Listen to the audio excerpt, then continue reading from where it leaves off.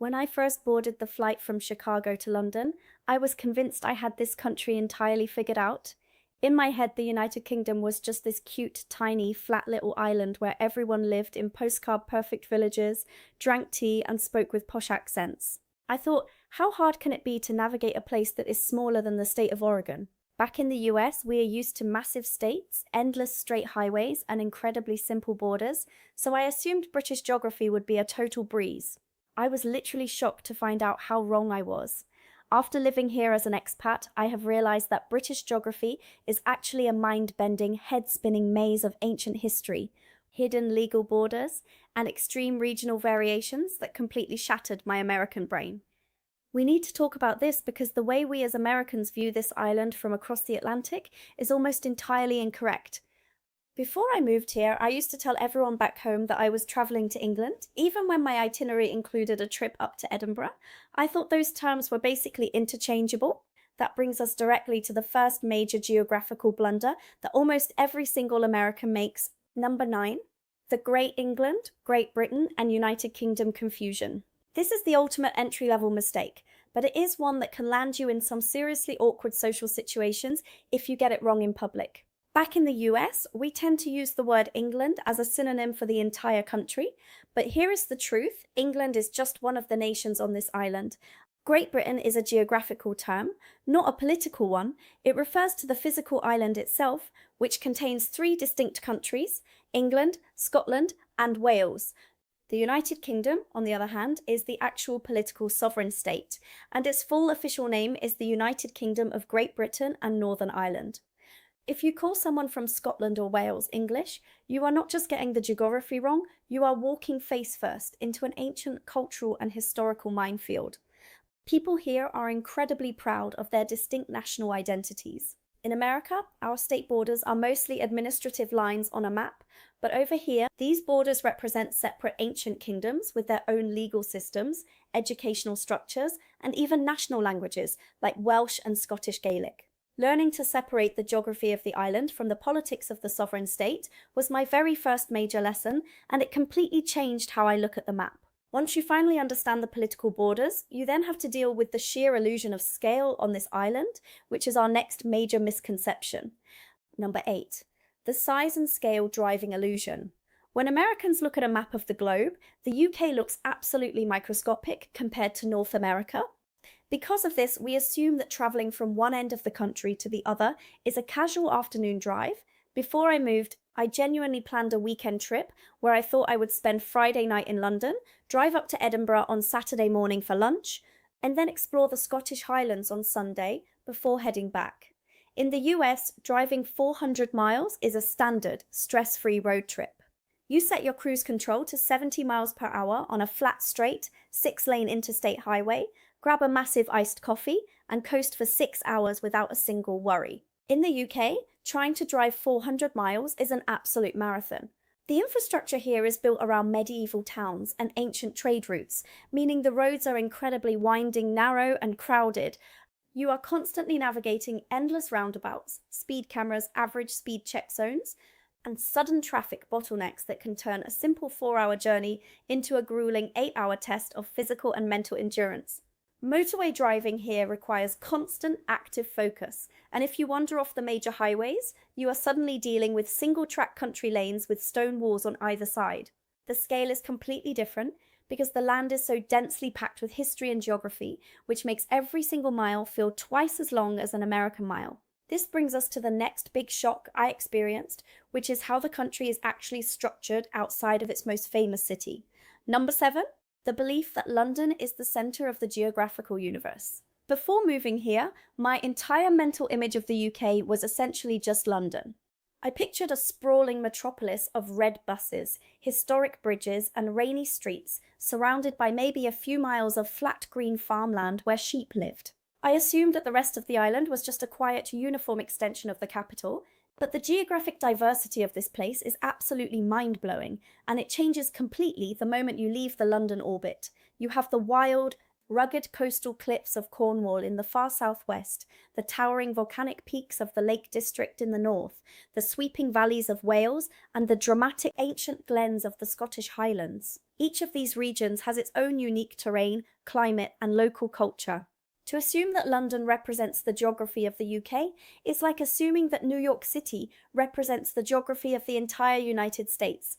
The country is actually a beautiful patchwork of radically different landscapes, and realizing how much natural, wild beauty exists outside the major cities was one of the most incredible discoveries of my life here. Now, if you do travel north from London, you will immediately run into a geographical and cultural border that is fiercely debated every single day. Number 6. The Great North-South Divide. In America, we are very familiar with the concept of a North-South divide. For us, it is historically defined by the Mason-Dixon line, the Civil War, and very clear cultural and geographical markers. But in the UK, the North-South divide is an ongoing, passionate, and often hilarious debate, and absolutely nobody can agree on where the actual line is. If you ask a Londoner, they will tell you that the North starts at the Watford Gap, which is a motorway service station just north of London. To them, anything beyond that is basically the wilderness. But if you ask someone from Manchester, Leeds, or Newcastle, they will laugh in your face. To a true northerner, the Midlands is still practically the south, and the real north does not even begin until you cross a completely different geographical threshold. This divide is not just about coordinates on a map, it is a deep-seated cultural border that influences everything from the price of a pint of beer, to the local vocabulary, to the way people interact with strangers on the street. It is a psychological border as much as a physical one. And as an American, trying to figure out where the South ends and the North begins is one of the most entertaining geographic mysteries you will ever encounter. Speaking of mysteries, there is a scientific fact about where the UK sits on the globe that absolutely blew my mind when I first experienced it. Number 5, the latitude and weather disconnect. This is a crazy geographic fact that most Americans do not realize. The UK is located incredibly far north on the globe. London is situated at roughly 51 degrees north latitude, which is actually further north than the entire border between the United States and Canada. If you look straight across the Atlantic, London is on the same geographical line as Calgary in Canada or the icy frozen wilderness of Labrador. In the US, we assume that because the UK is in Western Europe, its weather and daylight patterns should match places like New York or Chicago. But because of the Gulf Stream, which is a powerful ocean current that pushes warm water across the Atlantic from the Gulf of Mexico, the UK enjoys a surprisingly mild oceanic climate. It rarely gets the freezing sub-zero Canadian winters you would expect at this latitude. However, while the Gulf Stream can cheat the temperature, it cannot cheat the sun.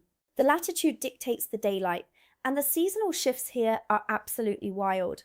In the middle of summer, you get almost 20 hours of daylight. The sun rises at 4:30 in the morning and does not set until 10 o'clock at night, which is amazing for summer pub gardens. But in the winter, the reality check hits hard. By 3:45 in the afternoon, it is pitch black outside, and the sun does not rise again until almost 9 in the morning. This extreme shift in daylight is something Americans are completely unprepared for, and it is a direct result of the country's high northern position on the globe. Also, this is exactly the kind of thing I go much deeper on with the people who support this channel directly. So if you are sitting there thinking, okay, I need the fuller, unfiltered version of what it is actually like, trying to navigate life across these crazy borders, join the membership below. That is where I share the deeper thoughts, the more personal side of all this, and the extra bits about my life as an expat that I cannot always fit into the main videos. Once you get over the shock of the daylight, you then have to adjust to how the locals actually perceive the physical space around them. Number 4, the psychological perception of distance. There is a brilliant famous saying that perfectly captures this difference. 100 miles is a long way to a Brit, and 100 years is a short time to an American. Back home in the US, we think absolutely nothing of driving an hour and a half just to go to a specific shopping mall, visit a friend for dinner, or commute to work. Our sense of space is incredibly vast, but in the UK, the perception of distance is highly compressed. If you tell a British person that you are planning to drive 2 hours to visit someone, they will look at you with genuine concern, ask if you have packed snacks, and suggest booking a hotel for the night because it is such an epic journey. At first, I thought this was just a funny overreaction, but then I started driving on British roads and I completely understood. Because the UK is a smaller landmass, the density of geography is much higher. If you drive for 45 minutes in the US, you are often still in the same suburb or looking at the same flat highway. But if you drive for 45 minutes in the UK, You have likely crossed 3 different county lines, passed 4 medieval castles, and entered a region with a completely different history. To a local, a 2-hour drive is not just a distance, it is a journey through entirely different territories, and that completely changes how people plan their lives and their travel. This high density of geography leads directly to another mind-blowing phenomenon that I have never experienced anywhere else in the world. Number 3. Accent boundaries and microgeography. In America, we definitely have regional accents.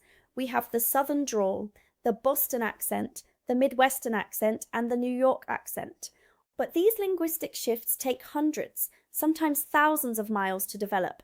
You can drive from Chicago all the way to Denver, a journey of over 1,000 miles, and people will speak with almost the exact same general accent.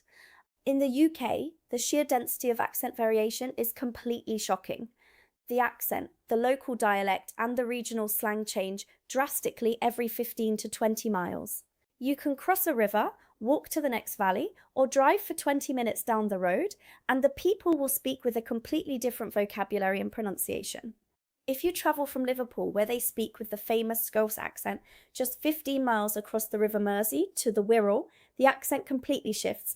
The same thing happens when you travel from Newcastle to Sunderland, or from Birmingham to the Black Country. It is a stunning display of microgeography, proving how historically isolated these communities were for centuries before modern transport connected them. For an American, trying to train your ears to understand these rapid shifts is a hilarious and wonderful challenge. Quick thing before we get to the worst 2 geographical blunders on this list. The data on this channel shows that over 80% of you watching right now are not subscribed. That means you are showing up for the geographical breakdowns, but the algorithm has no reason to show you the next video. Hit subscribe so you do not miss our next trip across the map.